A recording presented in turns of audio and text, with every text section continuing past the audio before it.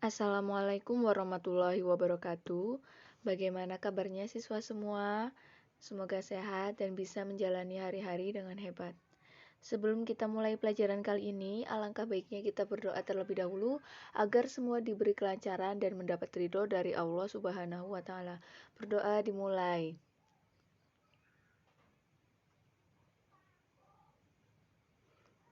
Berdoa selesai. Ya, hari ini kita akan belajar pada bab kegemilangan peradaban Daulah Alayubiyah. Dan di sini kita akan menuju ke satu submateri dengan submateri kemajuan-kemajuan masa Daulah Ayyubiyah.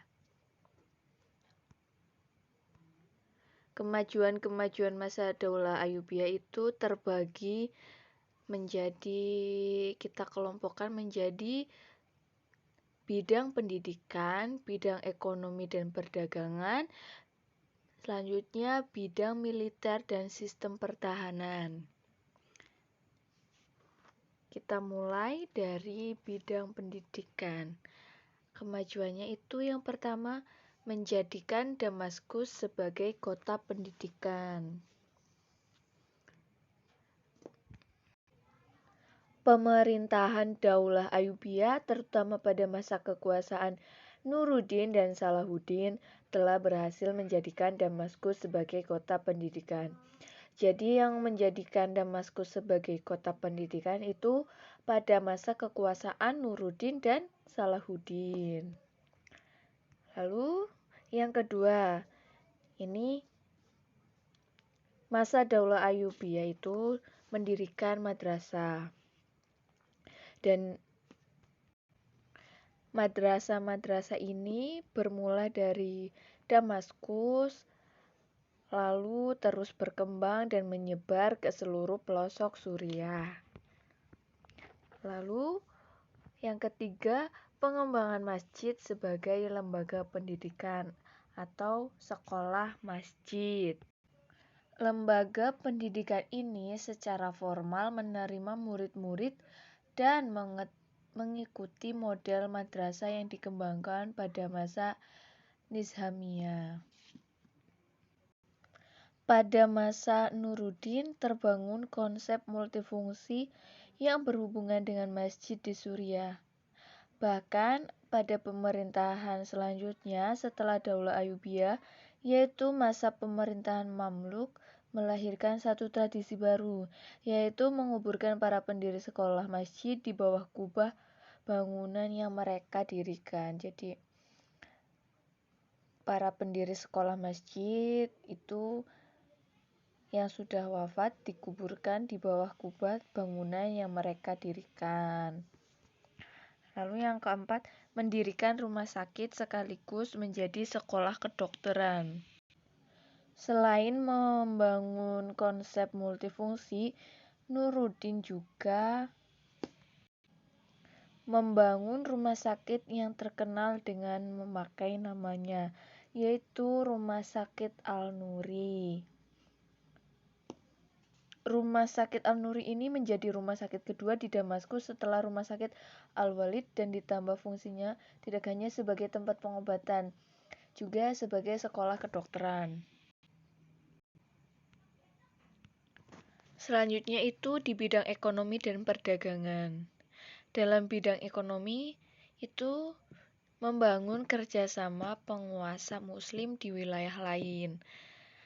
Lalu membangun perdagangan dengan kota-kota di Laut Tengah dan Lautan Hindia dan menyempurnakan sistem perpajakan.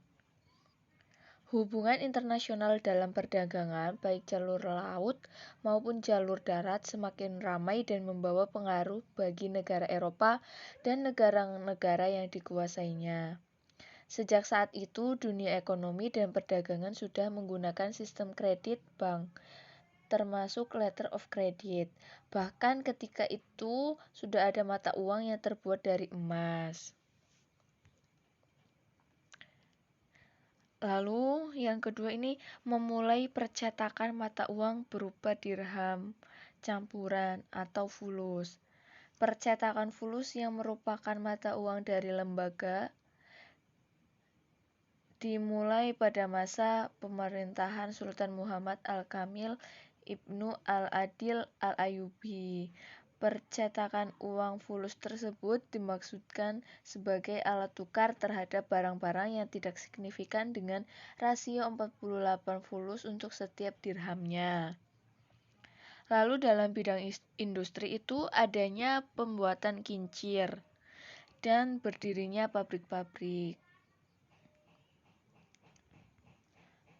Lalu bidang yang terakhir itu militer dan sistem pertahanan. Pada masa ini memiliki kekuatan militer yang tangguh dan memiliki alat-alat perang, pasukan berkuda, pedang, dan panah, serta memiliki burung elang sebagai kepala burung-burung dalam peperangan.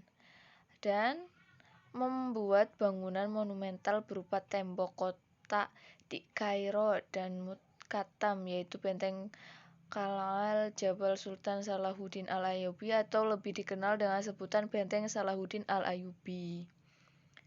Mungkin sekian dulu pertemuan kali ini.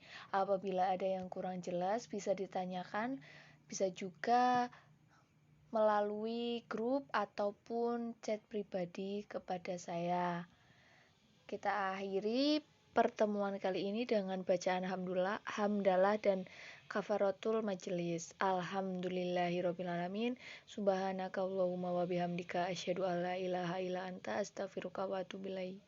Wassalamualaikum warahmatullahi wabarakatuh.